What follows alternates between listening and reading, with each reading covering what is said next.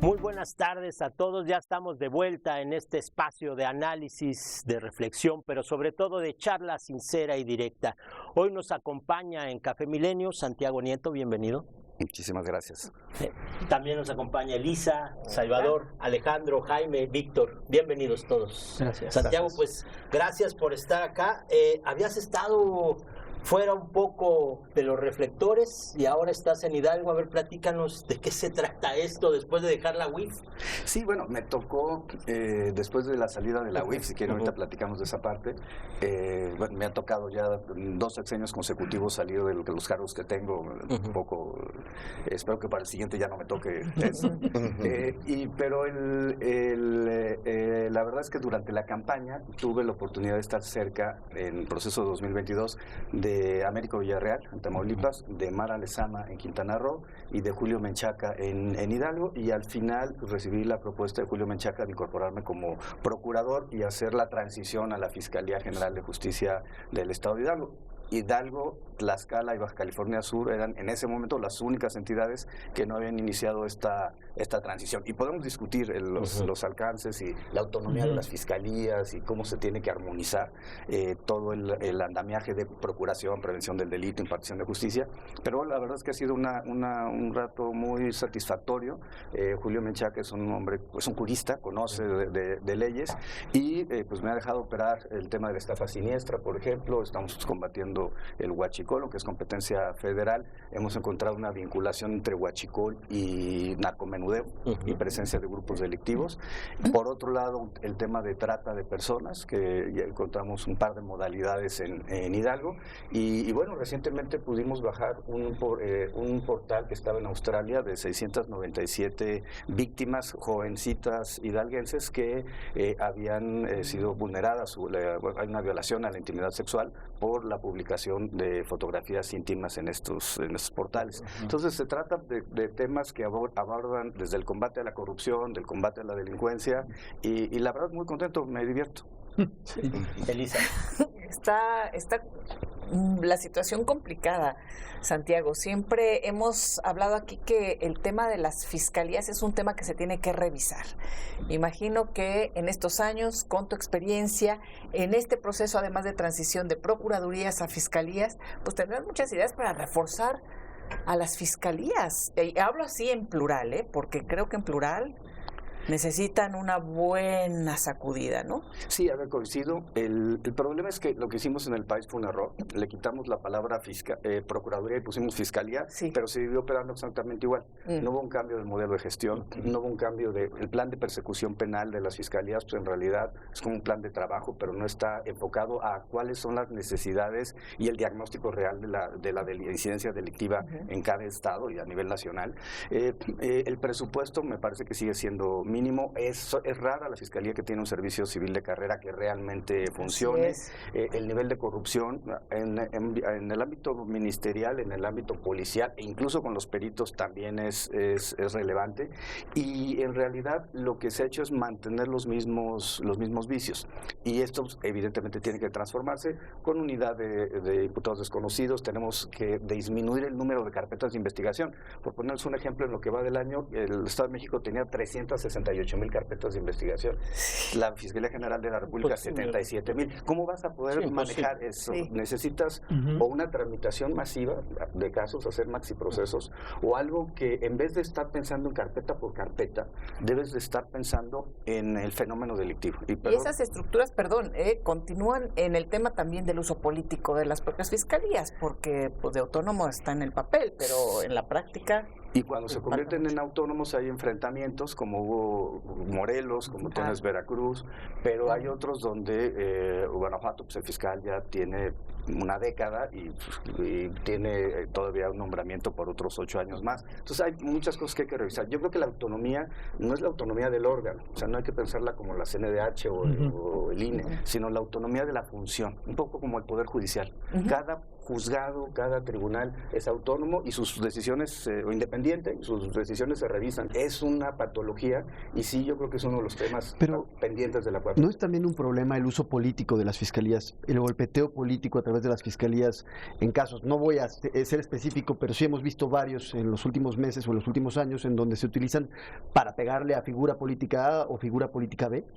A ver, sí es un riesgo y por eso el tema yo creo que el tema de la autonomía tiene que estar reforzado con varias vías: administrativa, jurídica, presupuestal, evidentemente, pero también lo cierto es que hay muchos excesos en el país y una de las formas de defenderse de la clase política es decir, me están extorsionando, ¿no? Lozoya lo está haciendo recientemente respecto a la UIF, lo que va a decir hace unas horas, unos días, y creo que en este punto en particular sí hay que pensar que hay tanta desconfianza en el sistema de procuración de justicia que es muy fácil que se permee la idea de que hay una persecución política en contra de alguien, ¿no? A cabeza de vaca a mí me acusó en alguna ocasión. Ahorita con la estafa siniestra, por ejemplo, tenemos a 7 presidentes municipales vinculados a proceso, uno prófugo, y hay 2 de Morena, por supuesto hay del PRI, por supuesto hay uno del PAN, por supuesto hay del PRD, y la verdad es que el tema es que tienen que revisar los jueces la actuación del Ministerio Público precisamente para que no pase eso. Oye, Santiago, y en ese sentido lo que está ocurriendo, por ejemplo, en Oaxaca, los cambios al Tribunal de Justicia Administrativa, cómo se están dando, cómo se dieron, la decisión que toma la Suprema Corte de Justicia de la Nación, ¿cuál sería tu opinión de lo que está ocurriendo allá? A ver, yo creo que hubo un exceso por parte de los gobiernos anteriores en Oaxaca y tenía que venir una sacudida.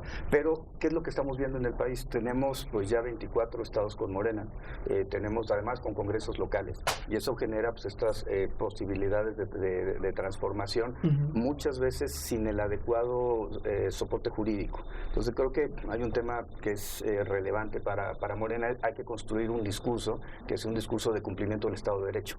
La izquierda, porque además ha sido víctima del Estado de Derecho desde el 68, la Guerra Sucia, Rosendo Radilla, tiene una desconfianza natural. Lo importante es que podamos reconstruir, y esa es la idea de una socialdemocracia, una izquierda pensada en la justicia, pensando en el Estado Constitucional de Derecho, pensado evidentemente en los derechos humanos y bueno, por supuesto en los derechos de las mujeres, para poder tener una política criminal de Estado que permita atender los grandes casos. ¿Qué estamos haciendo? ¿Qué está haciendo el gobernador Julio Menchaca en Hidalgo? ¿Cuál es el principal problema? El huachicol. De ahí viene la extorsión, de ahí viene el homicidio doloso, de ahí viene el narcomenudeo. ¿Y qué se tiene que hacer? Una política enfocada a ello. En el caso de Hidalgo, con la Guardia Nacional, con la Sedena, se ha trabajado en el desmantelamiento. Llevamos ya como más de 2 millones de 300,000 litros de hidrocarburos recuperados, que es una parte importante de recursos y que además tiene que ver con algo: marginalidad, pobreza, inclusive personas que piensan que como se han dedicado a eso toda su vida, que es una actividad normal. Sí, normalizado.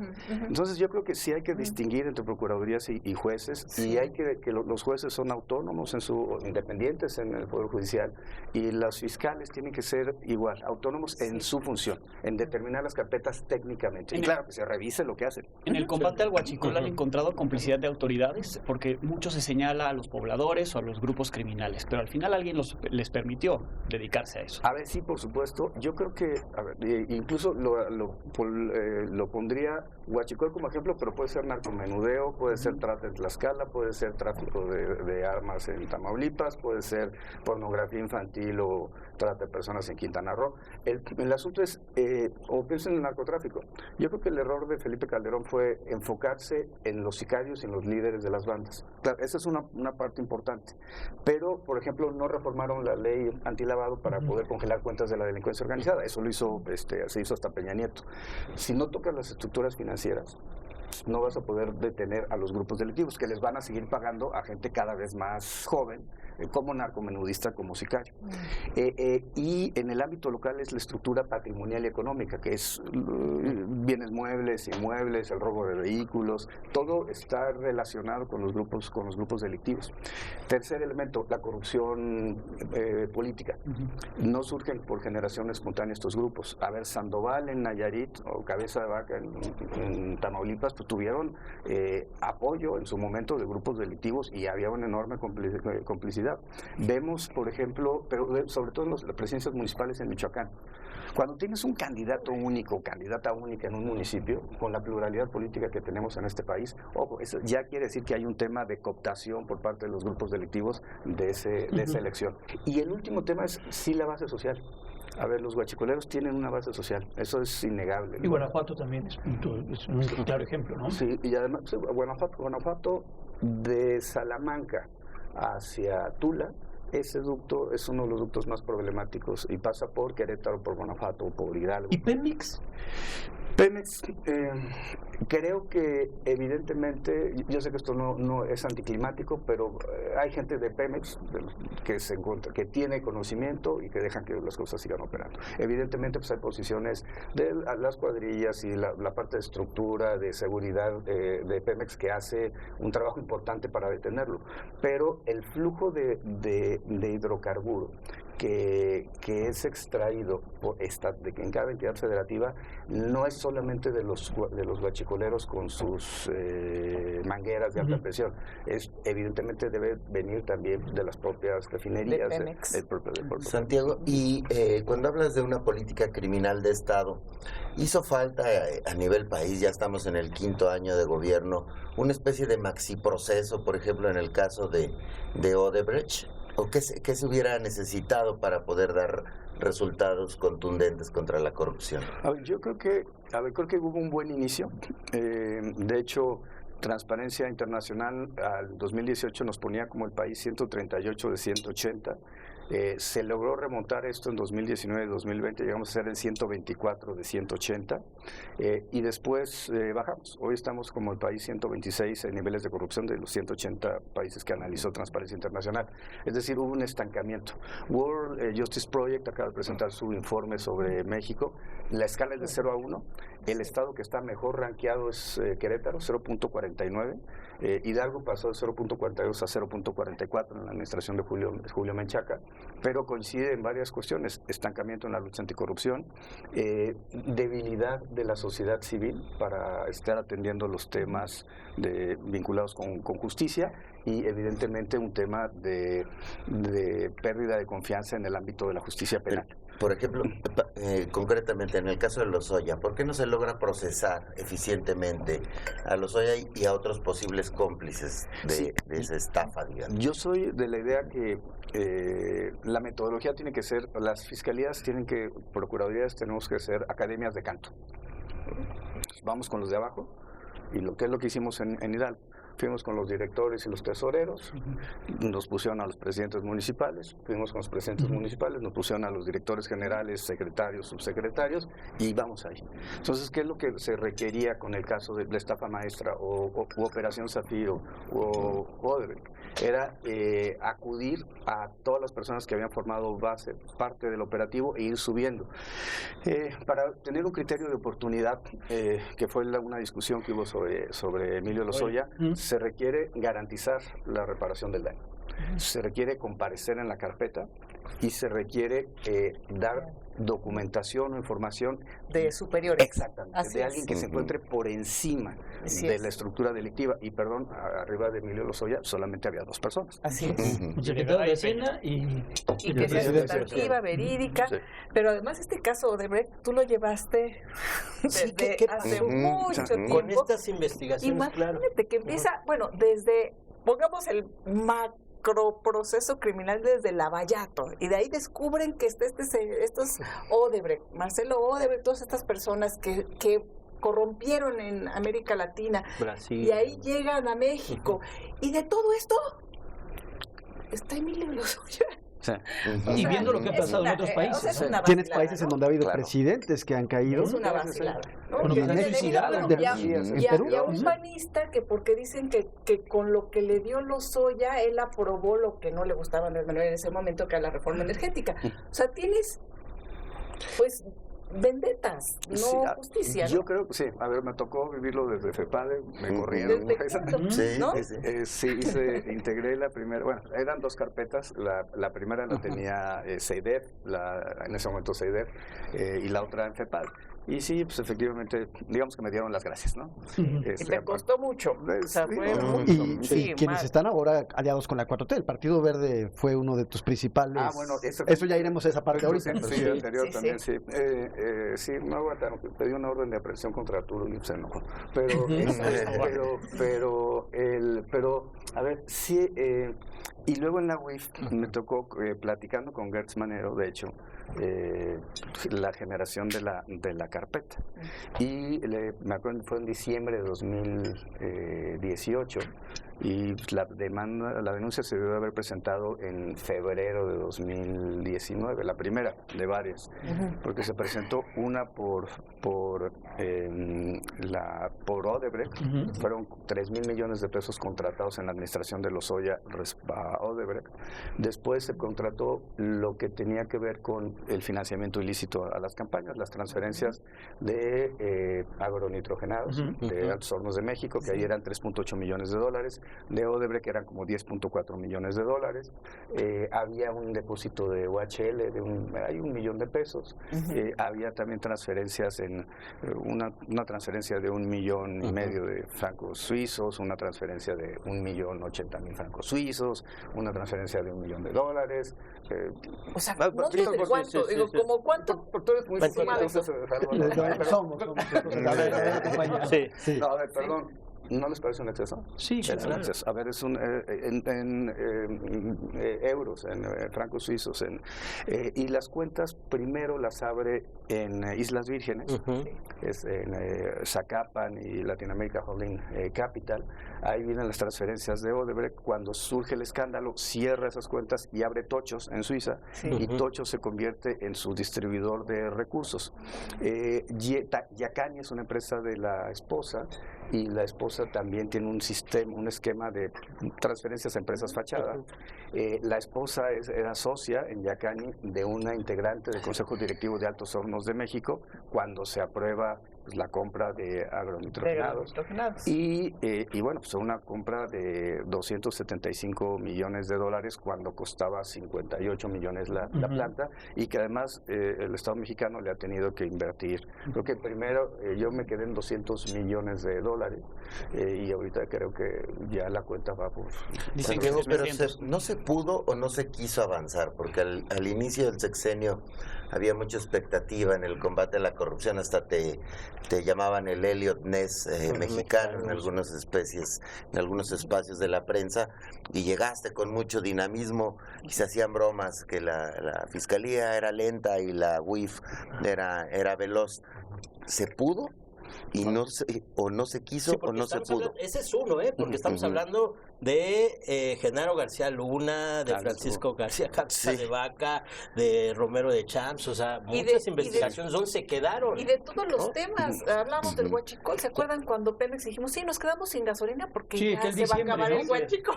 No, y estas investigaciones enormes, yo recuerdo. Vaya, sí, hasta fuimos a Miami a ver los departamentos de Romero de Champs, que tenía ya aproximadamente, no sé, unas 20 propiedades. Con Romero de Champs sigue libre. Estos mapas mentales que elaborabas y demás, ¿dónde quedó todo eso? Sí, bueno, yo diría que en el combate a huachicol, de 80,000 barriles diarios que se robaban, ahorita estamos en un promedio de 5,000, 6,000. Hidalgo, cuando inició la administración de Julio Menchaca, tenía 42% del robo nacional. Hoy en día, pues son varios 7 ductos los que pasan por Hidalgo, y hoy en día estamos como en un 32%. O sea, 1 de cada 3 litros se roban en Hidalgo, pero ya se roban más en el Estado de México. Digamos, ya dejó de ser el primer lugar. Ahora es el Estado de México en robo de hidrocarburo. 3,000, 4,000, pero evidentemente no se ha detenido, y también hay una base social muy fuerte que apoya a los huachicoleros, porque de eso viven. Al final del día tiene que ver con nuestras tasas de crecimiento, tiene que ver con falta de inversión, tiene que ver con falta de inversión extranjera. Y Estado de Derecho, ¿no? Ves en la carretera tambos ahí con gasolina dispuesta. Es una práctica diaria, ¿no? Sí, es una práctica diaria, pero más que los tambos, a mí me preocupan las pipas. Las pipas que tienen a veces placas falsas, que son llevadas inclusive a gasolinerías montadas, y que a veces por temor, a veces por complicidad, los dueños venden el huachicol.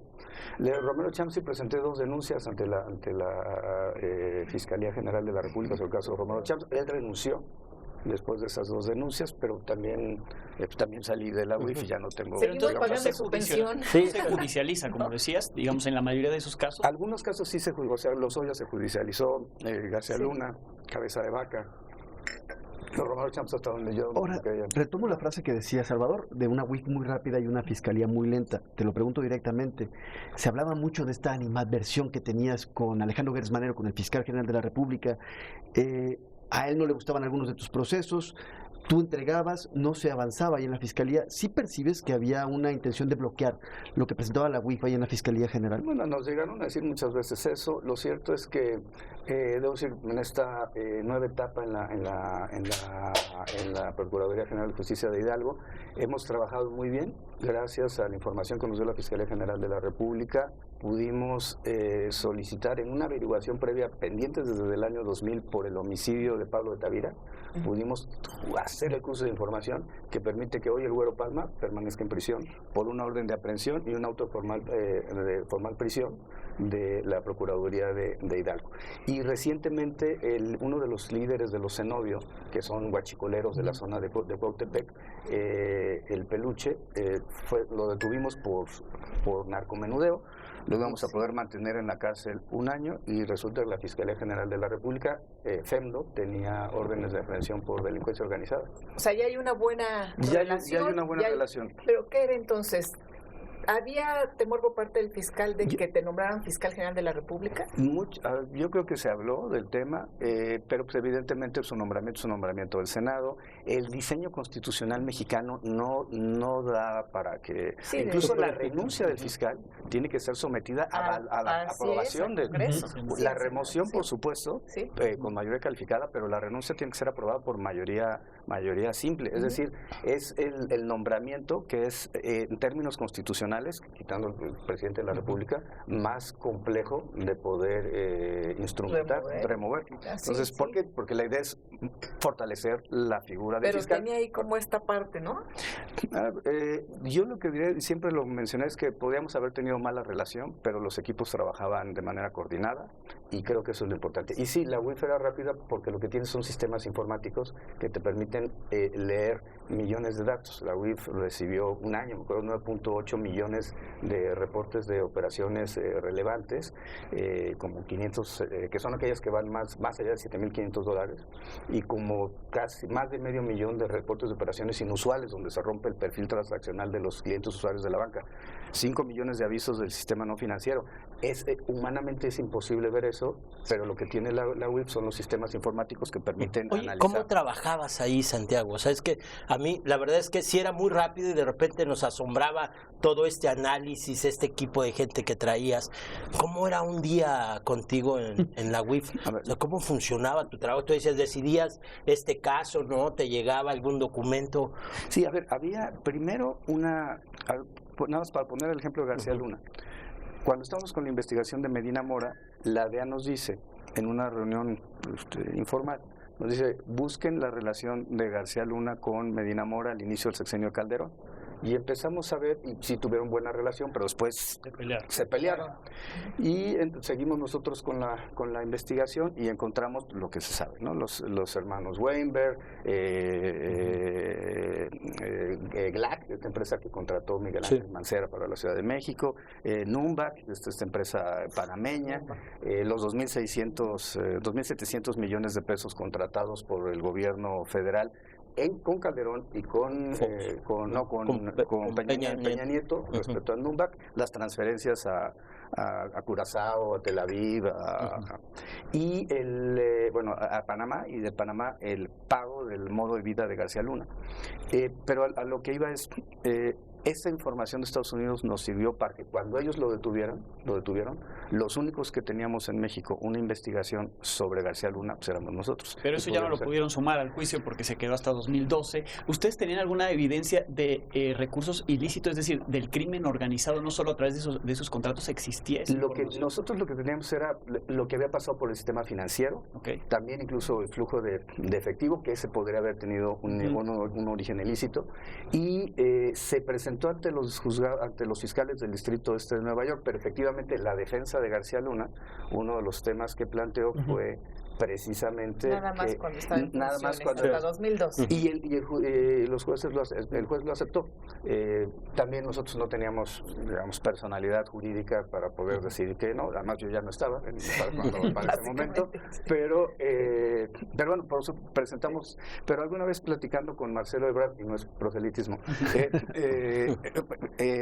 planteamos, y él me decía hay que hacer cosas diferentes si queremos resultados diferentes. Entonces fue cuando él presentó las demandas en contra de las armerías y los vendedores. Y en ese sentido, lo que pregunta Oscar, ¿tu día a día con Estados Unidos y con las autoridades fluía bien? Muy bien.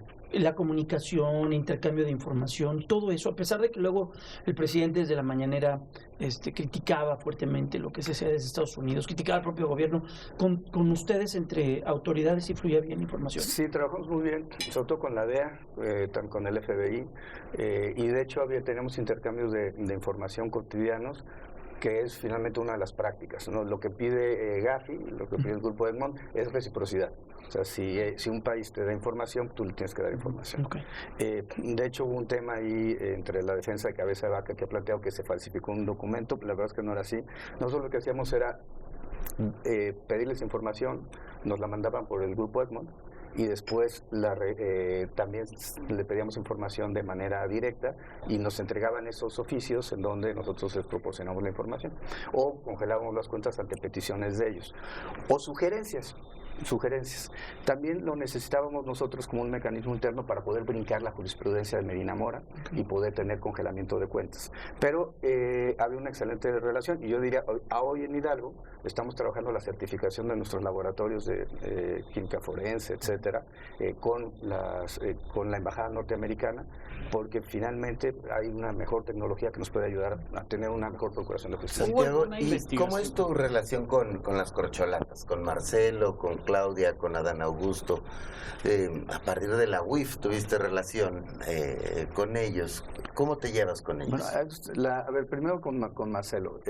La verdad, bueno, no me pregunten por qué. Alguna vez terminé platicando con él, yo estudiante en el posgrado. Después, cuando él era jefe de gobierno, yo magistrado electoral regional, volvimos a tener algún contacto. Nunca nada, digamos, relevante. Pero cuando me hacen el favor de darme las gracias de FEPADE, ¿no? Y entonces viene todo un proceso personal, le cambian la chapa, ¿no? La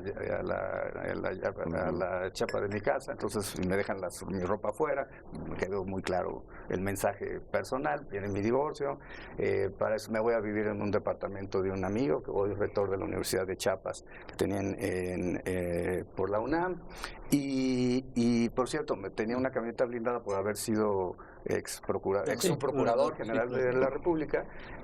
Por supuesto me quitaron seguridad y todo, y 2 veces me la dejaron en tabiques. Era una camioneta blindada y 2 veces le quitaron las llantas. Entonces, que sí se podía quitar. Estaban mandando muchos mensajes. Muchos mensajes. Sí. En ese contexto, una compañera mía de jurídicas, Luz María Rodríguez, me busca, que hoy encabeza un movimiento progresista, me busca y me dice, oye, Marcelo Ebrard quiere platicar contigo y vamos a tomarnos un café en la Colonia Roma.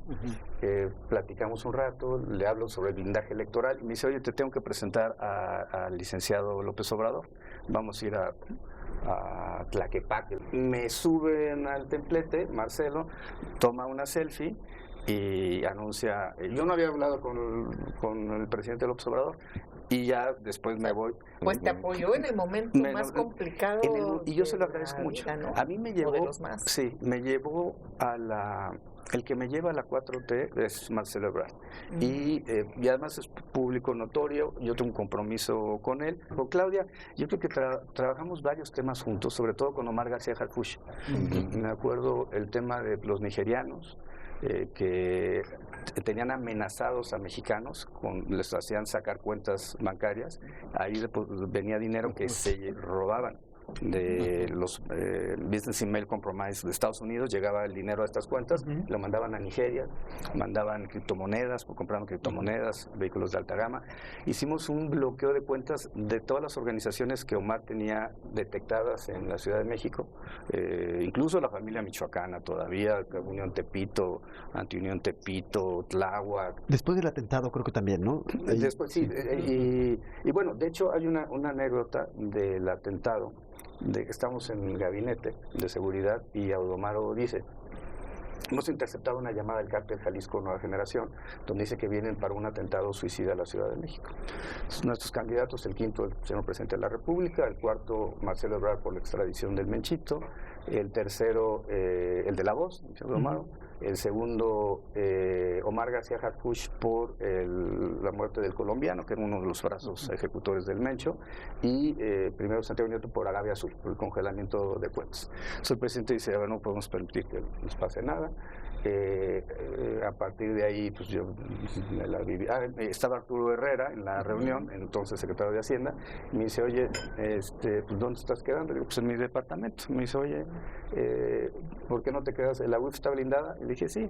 ¿Por qué no te quedas ahí en la UIF? Le digo: pues un par de días, que veo qué hago.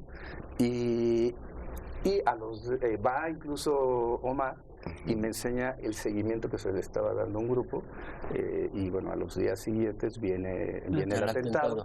Y de hecho, yo por alguna estaba yo en mi departamento y recibo una llamada de Claudia Sheinbaum, preguntándome que si estaba bien. Y ya ves cuando me entero del atentado. Después de que te vas de la UIF, bueno, y pasa este tema del escándalo de la boda, no hemos escuchado, no platicamos contigo, no saliste en los medios. ¿Qué sucedió? A ver, yo creo que fue un escándalo también generado entre fuego amigo y fuego enemigo, desafortunadamente por una participación de terceros, Juan Francisco Ili y Paola Félix, que yo no sabía que Juan Francisco Ili viajaba con dinero así. Y Paola Félix. Y Paola, mi amiga, está con la corcholata equivocada, pero es mi amiga. Y bueno, al final, pues los detienen por un tema de terceros, pero con algo interesante: los estaban esperando. ¿Los pusieron? Sí, el pitazo ya venía desde donde salió, ¿no? Desde el aeropuerto de Toluca. De Toluca. ¿Por eso es el fuego amigo? Sí, al final del día hay un task force entre varias autoridades. Horacio Duarte iba a ir y le terminan avisando que hay problemas en Guatemala, que no vaya. A Zoé me dice que le preguntan: oye, ¿tú estás en Guatemala? Y digo: no, pues estoy aquí. El presidente me dijo que viniera a Tula, pero no, te estamos... O sea, ¿cuidaron a Horacio Duarte? Yo creo que Horacio... No, Zoé lo citó el presidente, pero pensaban que sí había viajado. A otra persona le dicen que están comprándole a los meseros $80 la foto. Y entonces ya deciden no asistir. Hubo fuego amigo, evidentemente hubo un aviso, pareciera, tampoco tengo los elementos, pero pues gente del Estado mexicano que le avisa a los de Guatemala, y los de Guatemala revisan. Y además es interesante porque cuando llega Ili, los pasan a un hospitality, les dan tequila y canapés y los reciben edecanes, mientras la secretaria pues, se encontraba en aduanas. Ellos no es que no declaren los $35,000, declaran que llevan 25,000. Y bueno, pues, evidentemente no declarar pues, es un delito. Sí, claro. Es un delito además internacional. O sea, eso nadie puede decir que no lo supiera. Pero estaban perros esperándolos, la policía, estaba la Fiscalía de Guatemala, y se da todo este proceso. Me acuerdo que estábamos en un cóctel, Carlos y yo, y me habla Paola Félix y manda un mensaje y lo leo. Y Carla me dice: ¿qué pasó? Y le enseño el mensaje. Decía: tenemos un problema con Ili Ortiz. Entonces, pues yo pensamos los dos, y yo pensaba: ¿qué le voy a decir al presidente si algo le pasa? Y pues resulta que el problema pues, era que los habían detenido, que si los podíamos ayudar con algo. Los canalizamos con la gente de Cancillería, que estaba ahí en el evento, y al final pues ya... ¿Y quién, Santiago? ¿De quién ¿sabes? sospechas exacto? ¿Sabes de dónde vino el fuego amigo? Bueno, el fuego amigo yo creo que sí vino de la Fiscalía, pero el punto creo que para mí más relevante es que el fuego enemigo sí hubo una llamada importante, y de hecho hay una cena el día de la boda de desagravio entre gente del grupo de Cabeza de Vaca donde se plantea todo lo que va a venir después, ¿no? La presentación de las denuncias en la función pública, en la fiscalía, tal. Pero al final, yo con qué me quedo, ¿Cómo llegamos a esta relación? Sí, sí. También tiene que ver con Omar García Harfuch y con los 2 días que me quedé en la UIF. Entonces me dice Carla, oye, primero llegan mis amigos de la preparatoria, mala idea, ¿no? Al siguiente día en la noche llegan los amigos de Carla. Entonces estamos ahí, cenamos en la oficina. Yo ya llevaba pues, más de 48 horas dentro de la oficina y dije, a ver, aquí me voy a volver loco. Yo tengo que salir a hacer la vida. Y me dice, Carla, oye, ¿por qué no te quedas en mi casa? Es mucho más segura mi casa que tu departamento. ¿Ya? Chico, listo, me metí, todavía no me he salido. La boda, lo que pasó en Guatemala, ¿fue un pretexto para sacarte de la UIF? ¿Había alguna investigación en proceso que quedara en el tintero? ¿Algo que creas fue adicional? No, a ver, yo creo que había gente que no me quería ya en la UIF, pero la verdad es que me gustó lo que se hizo, estoy como muy satisfecho de esa época. También es cierto que fue un escándalo. Y el día que el presidente, creo que fue la tormenta perfecta, el presidente va a Nueva York, a Naciones Unidas, para hablar de combate a la corrupción, y ese día tienes a tu fiscal antilavado con un escándalo con $35,000 en efectivo, que lleva un director de un invitado a la boda, era un escándalo. Entonces sí, yo preferí renunciar, dejar las cosas así, y ya después pues, vino toda esta etapa, igual fuerte que FEPADE, la salida de la UIF, y pues reinventarte. La verdad es que ¿por qué Hidalgo y no Tamaulipas, cuando estuviste cerca de Américo? ¿O Quintana Roo? Porque está más cerca. Más cerca de la ciudad. Más cerca de la ciudad, sí. Y también en algún momento me dice Adán, oye, si quieres la embajada en Brasil o la embajada le digo, no, pues a ver, estoy recién casado, no me quiero ir. O sea, igual, ¿por qué no Ciudad Victoria o Chetumal? Porque para mí está más cerca. Y además, porque hay el tipo de asuntos que yo podría... primero en Tamaulipas el fiscal no ha sido removido todavía, ¿no? Ni el fiscal anticorrupción ni el fiscal general. En Quintana Roo ya, pero hasta reciente. Y el tema con Hidalgo es que el expertise de combate a la corrupción iba a ser mucho más, no fácil de operar, porque nunca es fácil, sino iba a ser mucho más efectivo y más rápido en Hidalgo que emprenderlo en Tamaulipas sin el fiscal o emprenderlo en Quintana Roo. ¿Y más cerca de la Ciudad de México o de Querétaro? Y esto te lo pregunto sobre lo que viene, lo que quieres para ti. A ver, yo, ahorita quiero terminar la transición a la fiscalía, insisto. Tú eres encargado de despacho, ¿verdad? Sí, porque no soy hidalguense. Y la Constitución de Hidalgo marca que hay que ser hidalguense por nacimiento para ser, que se podría combatir la inconvencionalidad de esa disposición, pero ¿qué gana? ¿No? Claro. Yo creo que Hidalgo tiene que ser para las y los hidalguenses, y creo que Julio Menchaca va a tener esta posibilidad, si la ley termina siendo aprobada así, de hacer una propuesta de una terna para que el Congreso decida quién podría ser el fiscal. Porque además son fiscales transeccionales, eso también hay que ver. Y ya que estás en Hidalgo, Tepatepec, el pueblo de Xóchitl, sí es un pueblito pintoresco, sin criminalidad. ¿Qué peculiaridades has encontrado ahí? Tiene violencia familiar, tiene lesiones dolosas, pero digo, es algo que es transversal a todo Hidalgo, es más, les diré a todo el país. O sea, el delito que más se comete en este país es violencia familiar. Evidentemente sí hay temas de grupos de delincuencia motivados por la presencia del tema del huachicol. No hay una operatividad tan grande como Cuautepec, como puede ser Tula, evidentemente Tepeji, o Tizayuca, donde son municipios que tienen alto nivel de... Tlahuelipa, ¿no? No fuera tragedia. Tlahuelipa es terrible, pero tiene que ver con esto, con la base social. La base social de personas que están apoyando, ¿no? a los grupos porque finalmente viven de eso. Quiero regresar a un tema del pasado, de cuando estabas en la UIF. Te tocó en su momento porque el presidente dijo, queremos que nos den el dinero del Chapo Guzmán. Tú estabas a la cabeza de la búsqueda de, pues lo que Forbes dice que son 15,000 millones de dólares, más o menos. ¿Qué pasó?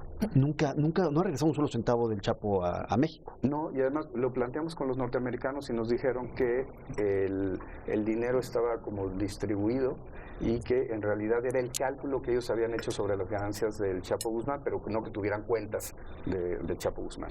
Evidentemente yo creo que se podría hacer un proceso de extinción de dominio.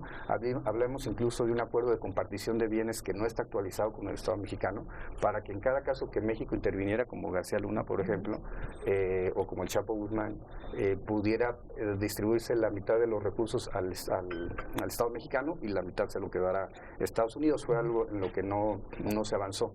Pero creo que sí ha habido cosas en las que se avanzó en el caso. Pienso nuevamente en García Luna, presentaron una demanda contra él en Estados Unidos por demanda civil, los tribunales en Florida, para la recuperación de los activos. Nosotros nos quedamos en 450 millones de dólares. Pablo Gómez ha hablado de 750 millones de dólares, pero bueno, la demanda está presentada.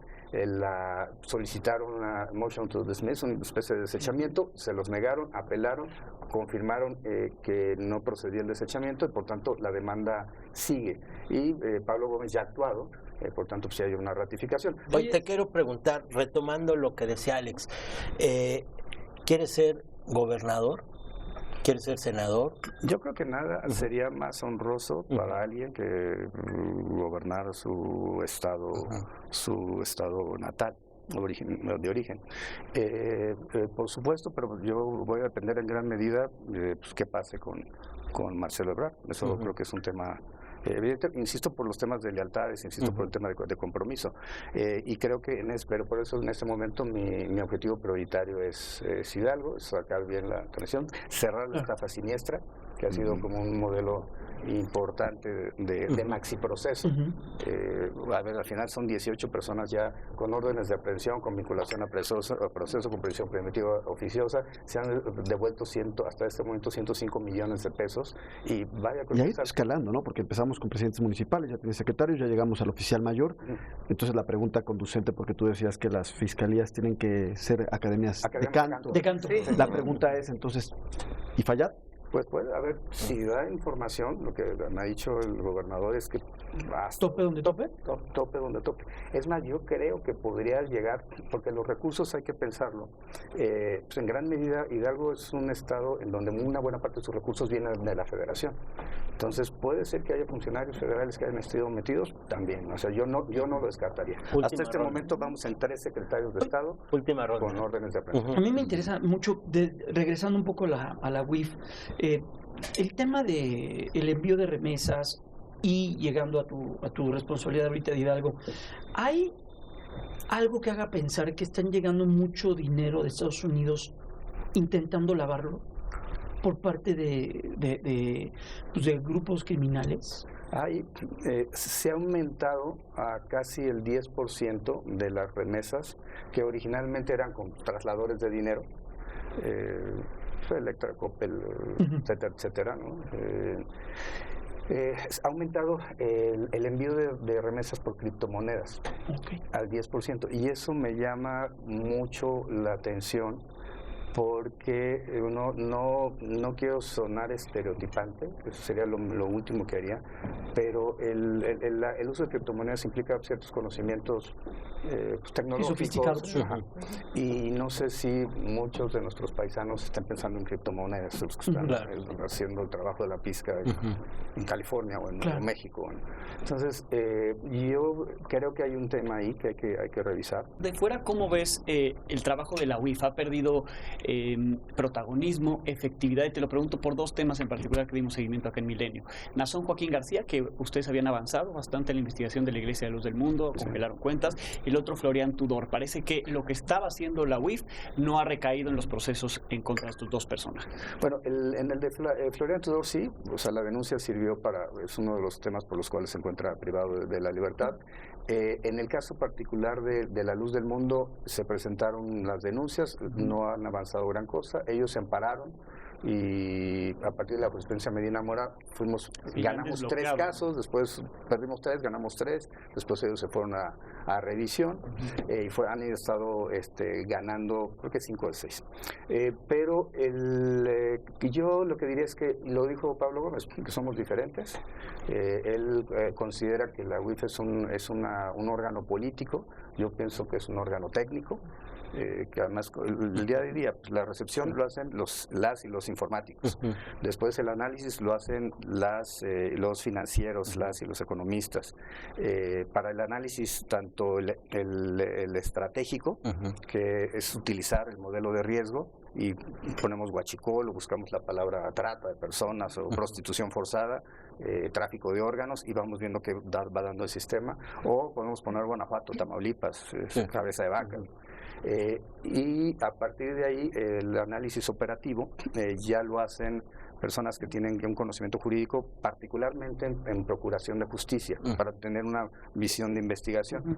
Al final las salidas son presentación de denuncias, congelamiento de cuentas, bueno, por supuesto toda la parte de amparo para defender las acciones de la UIF, y la parte internacional que difunde tipologías, tiene la relación con Gafi, etcétera. Digamos que es la parte elegante, ¿no? Pero entonces la UIF es multidisciplinaria, y eso creo que es lo que le da un enorme valor. Que no es un órgano político propiamente. Santiago, quizá ¿qué opinas en esta propuesta de reforma judicial que hace el presidente López Obrador de el fiscal debe ser elegido? Debe ser electo por votación de ciudadanos, y en ese sentido los jueces, los consejeros electorales. ¿Qué opinión tienes sobre este punto? Bueno, esa fue una reforma que planteó Pablo Gómez, y debo decir que no la comparto. Este fue el plan A. Y no lo comparto, ¿por qué? Porque el ejemplo que pone es que los magistrados romanos eran votados. Sí, pero los magistrados romanos eran un puesto o cargo político, no eran magistrados que resolvieran en manera jurisdiccional. Tiempo, y sí, además. Ha cambiado la cosa. Sí, algunos años, sí. Y además el tema de la legitimidad democrática de los órganos autónomos del Poder Judicial tiene que ver con la argumentación de sus sentencias, de sus resoluciones, con su discusión pública. En el caso de las fiscalías, yo creo que la legitimidad es la eficacia, si son eficaces o no son eficaces. ¿Por qué no someterlos a votación? Porque se requieren conocimientos técnico-jurídicos o técnico-administrativos en el INE.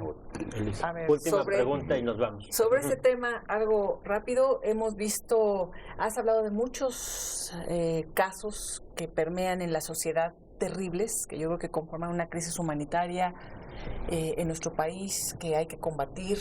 Trata de personas, tráfico de órganos, prostitución infantil, no hablemos ya de la desaparición de personas, ¿no?, que se ha incrementado en el actual sexenio. Vamos a ver ahora qué hacen con lo del censo, pero la propia Comisionada Nacional de Búsqueda lo ha comentado aquí en Milenio públicamente. Si tuvieras que elegir a mediano plazo, ¿gobernador o fiscal general de la República?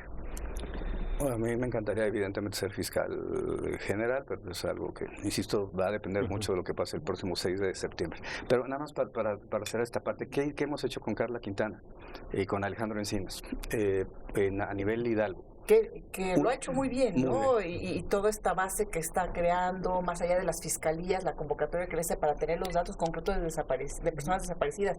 Creo que eso es una labor muy valiosa que no puede ser no puede soslayarse ni minimizarse. En Hidalgo hay 800 personas que están desaparecidas. Hicimos una búsqueda casa por casa con Alejandro Encinas, con Carla Quintana, y aparecieron 200. O sea, no estuvo un 25%. Por otro lado, con el INE hicimos un convenio, y tenemos 400 personas que fueron en el CEMEFO de Hidalgo. Lo que hicimos fue tomarle las huellas dactilares, se los mandamos al INE, el INE hizo un match con su base de datos del Registro Federal de Electores, y ahorita llevábamos 176 124 más de 12 adicionales, 136 en este momento que hemos podido identificar y que se los estamos ya entregando a sus familiares. Y por otro lado tenemos una base de datos, una plataforma con información ante-mortem, post-mortem, es decir, las personas que tenemos, las personas que tenemos sus cuerpos, se toma la base genética, pero también personas que han perdido familiares en el ante-mortem hacen, digamos, se les toma la muestra genética para poderlo subir a esta base de datos y poder encontrar a las personas. Hemos encontrado cosas positivas. Yo creo que eso es uno de los temas pendientes, por supuesto, la búsqueda de personas. Tenemos más de 110,000 desaparecidos en el país, 13,000 en Tamaulipas, y creo que es, por supuesto, que insisto que estas son las asignaturas pendientes que el próximo gobierno de la 4T, va a ser de Morena, perdón, a ver, perdón, no veo forma que la oposición. ¿Y si fueras Xochitl, te sumarías?